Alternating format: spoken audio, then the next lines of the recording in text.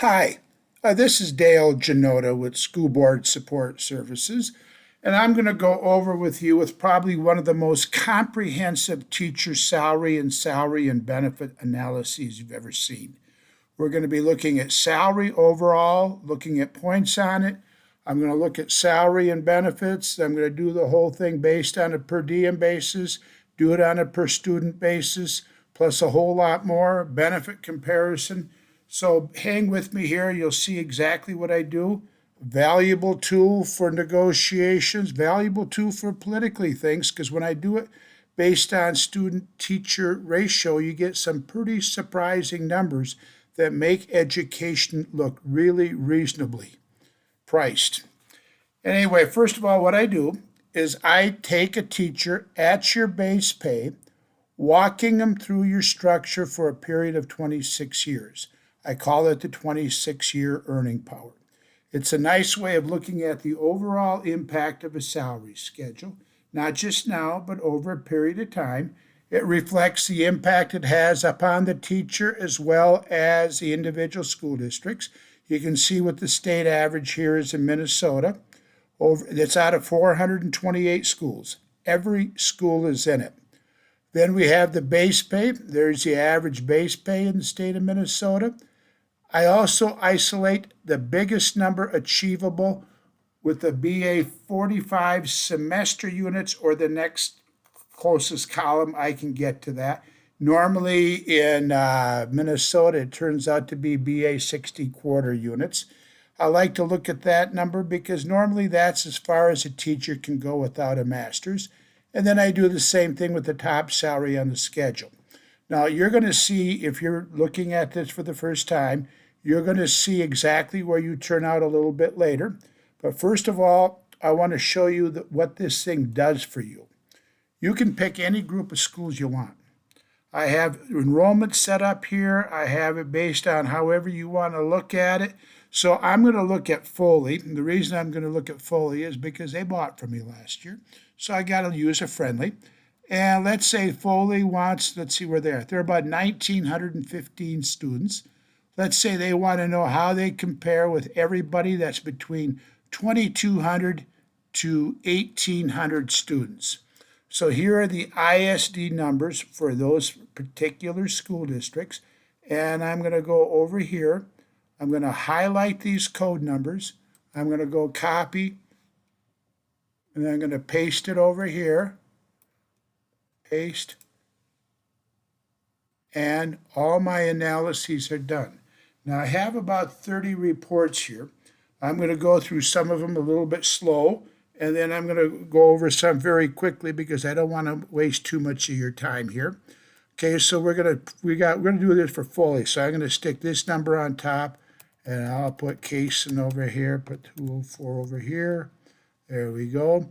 Okay, so when I look at this group of schools, and I'm not advocating this, I don't tell people what group to use. I want to look at this because you may want to know how you compare with districts about your size throughout the state of Minnesota.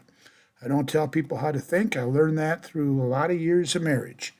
I'm over 70 years old, and I just love doing this.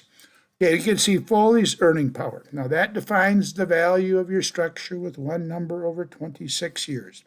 $1.660 million.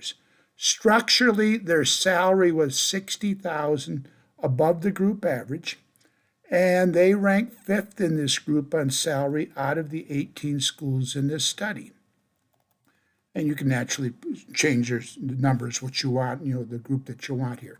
Their base pay was number one in this group. You can see they're 9.7% above. BA Max, I just call it that because got to give it a name. And you can see there they're 4,100 above, 5.5% above, and they rank fourth. And their top salary was 3,800 above and 4.7% above, and they rank third. Now that's just salary. Now we're going to take a look at what the impact of the benefits. So I'm going to go over here and I'm going to see what we have for benefits here. Okay, see, everything was generated by putting those codes in there. Okay, so right here we have Foley.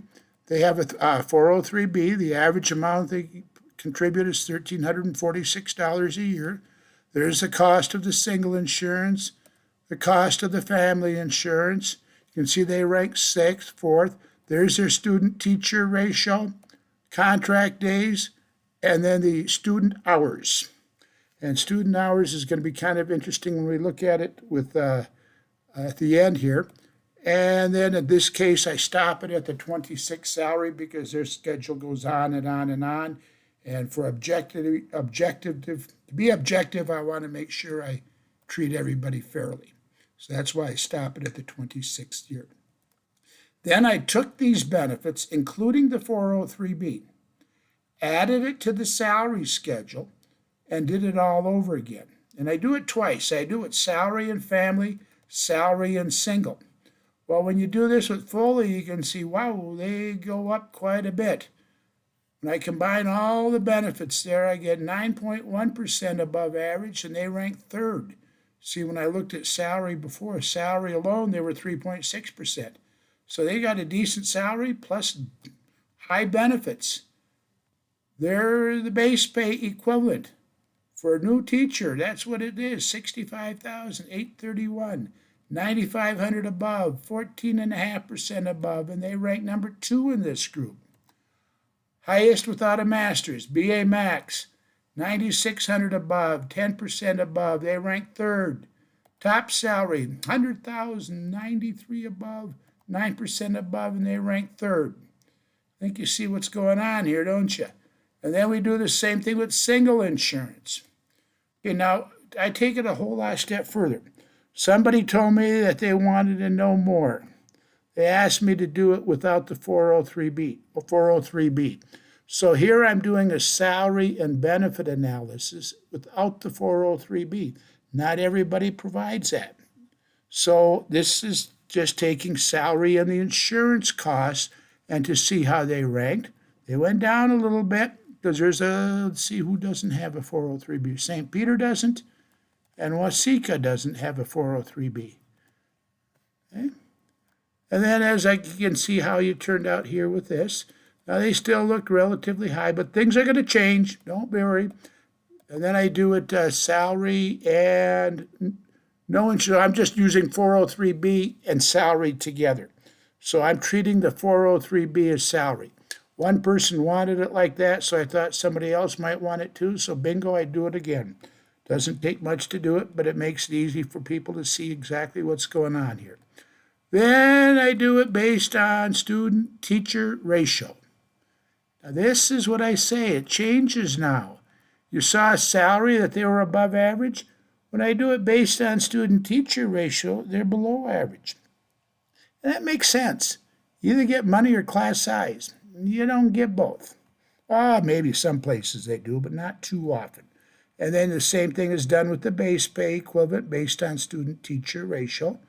And then we do the BA max and the schedule max based on student-teacher ratio. Okay, so in other words, see the base, that would be the base on a per student. For that individual base paid teacher gets paid $2,792 a year. That's salary. Salary and benefits, same thing. Salary and family benefits. Then I do it with salary and single insurance. Okay, then I did it again with without the 403B, just salary and benefits, salary and family, salary and single, without the 403B. And then I do it just with salary and 403B. So I'm using this on a student-teacher ratio basis. Then I do it on a per diem basis. Now, I don't take too much stock in the per diem basis because there's districts that have 4-day work weeks. And if you happen to be in a group that's not 4-day work weeks, it's got objectivity. But if you're using a 4-day work week, we just about have to do it by the hour. So I do it by the hour in the next section.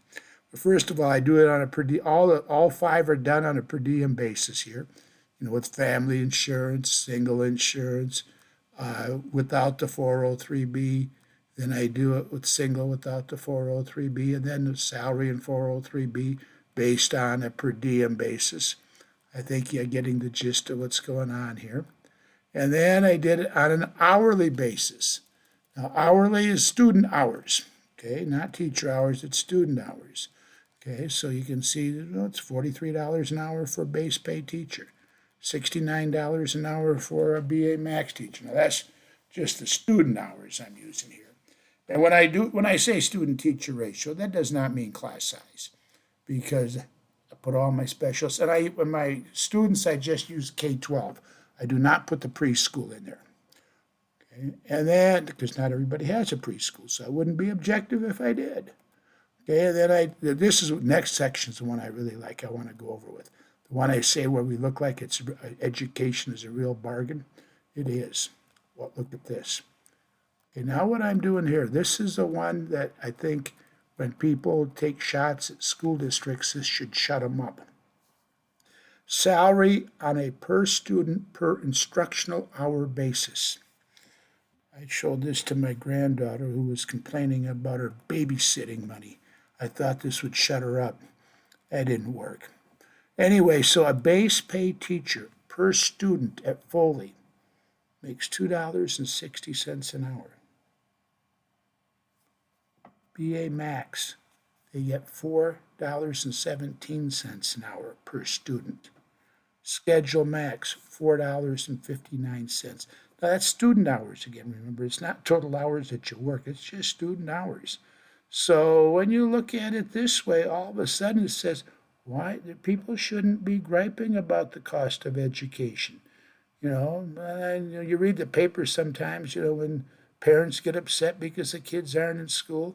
Well, they got to find a place to put the kids sometimes, and it usually costs more than $2.60 an hour now. And then again, this is done with the insurances as well, family insurance, single insurance.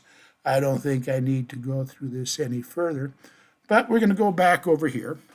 Now, just for your information, I am a salesman. I do sell this. And what I do, the total cost for everything is $750. I send this thing to you. All you have to do is say yes, respond to this, email. Boy, there's a lot of reports in here. And then here's my firm name.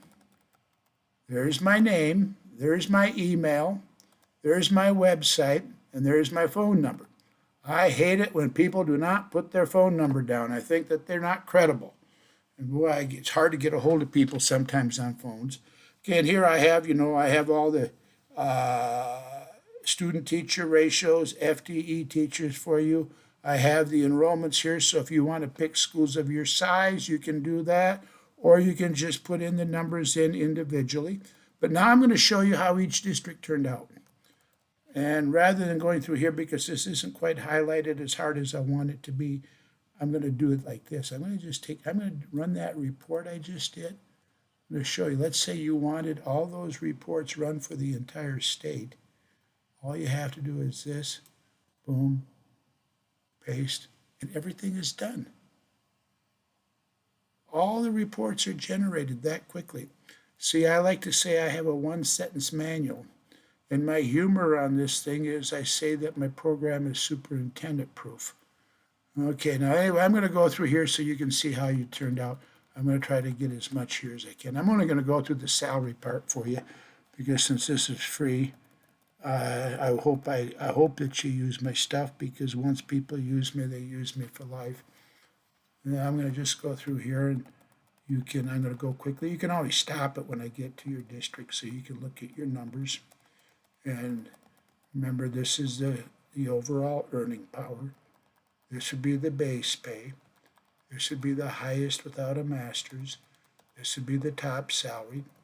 And you can see where how much above or below average, percent above or below in rank, how much above or below, percent above or below in rank.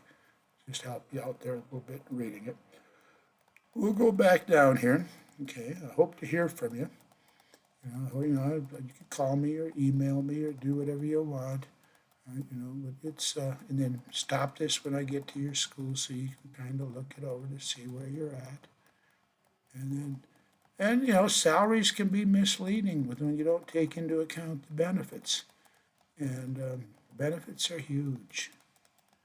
I live in the state of Wyoming. How huge they are here is most schools here pay the employee's share of retirement. All the teachers have to pay is like about 2%, 3%. You know, just about every district here pays full family. I would say of all the states that I worked in, the biggest raises the last 25 years were in Nebraska. I would say if I looked at student-teacher ratio, pay, and all that, I'd say Wyoming and Nebraska are probably, and relative cost of living also, are probably one of the most desirable places to teach. I've been doing this for 38 years. So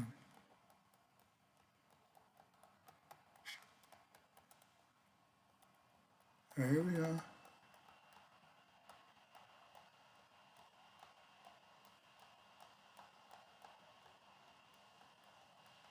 There you go. Now hopefully you got something here. Hopefully I hear from you. I think I've got a pretty darn good service, and I know what research studies cost. I've seen 6 digit, 7 digit, not 7 digit. I've seen 5 and 6 digit studies that didn't even come close to what I offer. One person says, "Well, I didn't know you were so cheap. I didn't think it was any good." He said, "Well, I get a lot of good following on it. Nationally, I've had, on and off. I don't work in every state, but I've had over 2,500 different school districts pay me for my research services. And I hope you'll be one of them too. I started doing this in Minnesota in 1987, but then I had some mechanical problems, so I had to drop you for a while, but I got you back again. Well, I hope you enjoyed what I have here. Again, there's my phone number, my email, total cost $750, and I hope to hear from you. And I thank you much.